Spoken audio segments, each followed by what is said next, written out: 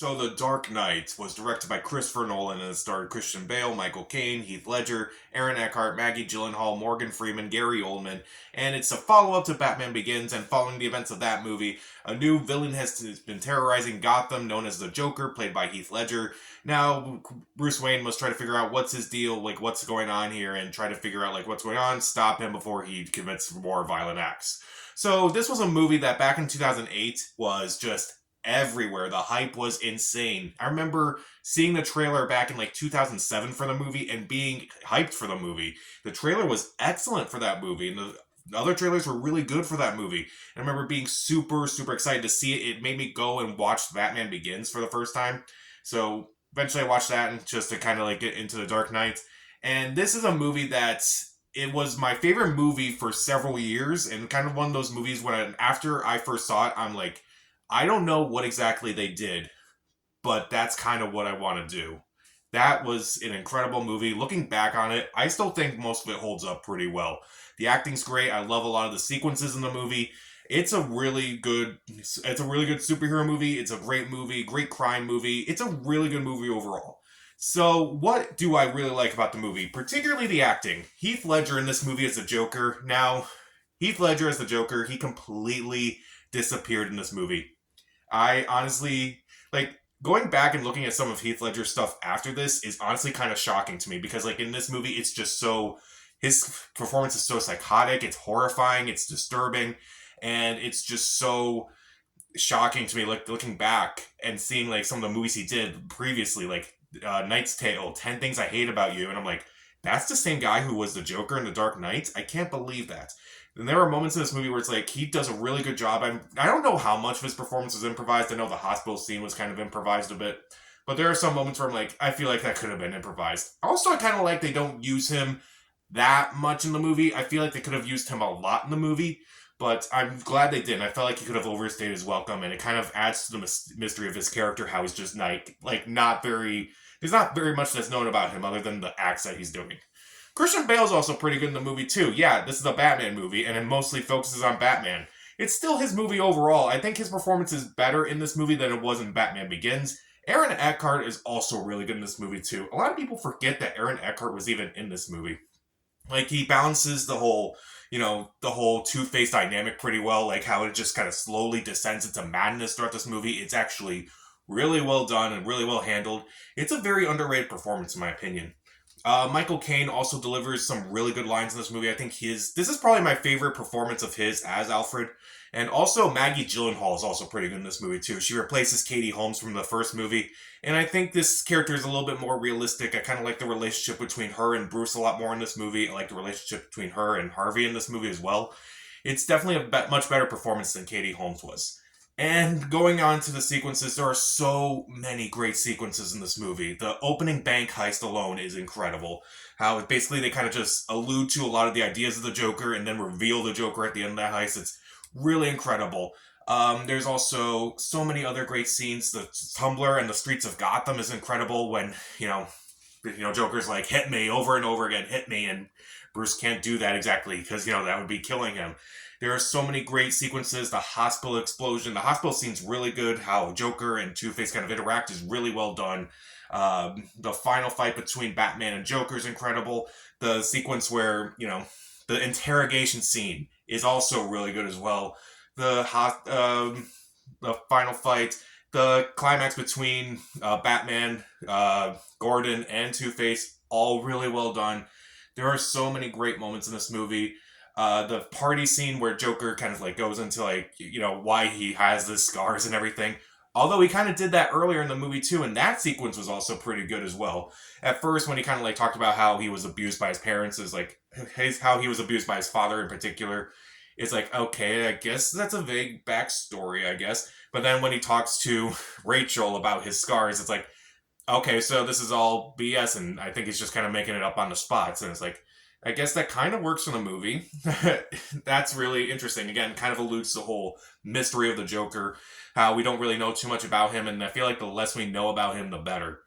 And there's so many great sequences in the movie that honestly, if you chose like what your favorite scene was from that movie, whether it's the bank heist or the hospital scene, or the interrogation scene. It's like, I don't blame you for what you choose as your favorite scene. I think there are a lot of amazing scenes in this movie.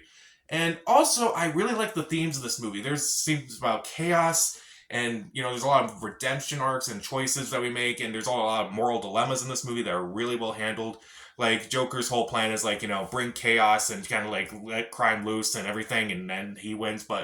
And, like, this whole thing with Batman is about how, if Batman reveals himself, then, he succeeds, and also at the same time, it's like, if he kills a bunch of people, and because Batman doesn't really do anything, then he also succeeds. It's also kind of interesting, because, like, no matter what, the Joker is, like, he's kind of right in this movie. Like, a lot of the things are, like, really messed up in this world, and things are not really being taken care of. It's like, and while he goes to extreme lengths that no one should go to, it's like, okay, you can kind of, like, sense, like, why he's doing this, even though it's not really made clear why he's doing this, like, who he is exactly. I do think there are a lot of interesting moral dilemmas in this movie. I also kind of like this scene towards the end of the movie where he has the two ships rigged up, and it's like he has bombs on both of them, and they're all kind of like, he has one with prisoners, one with regular citizens of Gotham, and in those scenes, like, they're told, it's like, you have to do this, or if you push the button, the other boat dies, but if you don't, then you'll both explode, no matter what. So I also kind of like this scene because it's like, it kind of shows the moral dilemma of this movie, because it's like that one guy who's like on the regular boat, he's like, I'll do it, and he can't do it because, like, he's probably thinking, if I do this, then I'm not better than any of those criminals on that boat, because, like, they have done awful things as well. So I'm doing awful things as well because I would be killing people as well. And he kind of, like, sits down, stoops to his level, doesn't want to stoop to that level, and it's mostly done in silence. It is well done, even though those characters don't really have an effect on this movie whatsoever. The score by Hans Zimmer, I think, is a lot more amplified in this movie than it was in the first movie. The cinematography by Wally Pfister is also incredible in this movie, even more so than Batman Begins. And there are so many quotable lines from this movie. Why so serious? You live long, you either die a hero or live long enough to see yourself become the villain. There are so many great lines in this movie. And also, kind of a side note, Christian Bale does the Batman voice perfectly in this movie. Probably the best that he's done in this movie. Because, like, in the first movie, it was, like, him testing it out. By Dark Knight Rises, it was just obnoxious. This is the one where he does it perfectly for the scenes that he needs it to, and it's not embarrassing. Is there anything about this movie I don't really care for? Well, there's a couple things. One, the Two-Face makeup. Even though it's a really cool moment, it's like, Harvey Dent becomes Two-Face, and after it's, you see it's very tragic, you also understand his character. When the makeup is revealed, it looks pretty bad, if I'm being honest. It looks like something out of Terminator. Like, you just can't unsee it. It just looks like they just took, like, part of the face from a Terminator, from that franchise, and just put it on half of Aaron Eckhart's face. That's what it looks like. And it looks really bad, especially after he leaves the hospital. Oh, I kind of don't like it in retrospect. And also, there's so many moments in this movie where I'm questioning the logic of some of the scenes. Like, okay, so there's a scene where Joker's in this warehouse and he has this huge pile of money that he burns up, and he goes, this city deserves a better class of criminal, and I'm going to give it to him. And then he makes that phone call threatening the life of the man who's about to reveal, Batman's identity and all that. Then, immediately afterwards, he gets to the hospital where Harvey is at. How did he get there so fast, within that hour? It makes no sense. Also, like, all these SWAT officers, how come in movies, even some really good movies like this one, how come a lot of SWAT officers are like, I didn't sign up for this? And I'm like, you signed up for this. You literally signed up for this. How do you not, like, know, like, what you're getting into when you sign up for that? I don't understand. And admittedly, I think the Hong Kong scenes in the movie, even though they're well shot, even though the action's really cool, and it does lead to the whole sonar subplot in this movie, I also kind of felt like it kind of dragged the pace a bit out, because, like, it kind of made me think, I kind of want to get back to some of the Joker stuff, or kind of, like, move along with the whole, Batman dynamic in this movie. But overall, Dark Knight, I still think it's a really good movie overall. I still think it really holds up over the years. The acting's really good. The themes are interesting. The scenes are incredible. The score, cinematography, a lot of this movie is fantastic. Even though I don't like some of the plot holes and maybe some of the Two-Face makeup, I still really like this movie. One of my favorite superhero movies of all time. It used to be my favorite movie for a while, but then I kind of got into other movies and I kind of just forgotten about it over the years. It still holds up for the most part, and I don't mind rewatching it every few years. So, The Dark Knight, I'll give it 4 out of 4 stars. See it. So, what's your favorite Batman movie? Comment down below. Subscribe to the channel. This is Pat. Stay safe.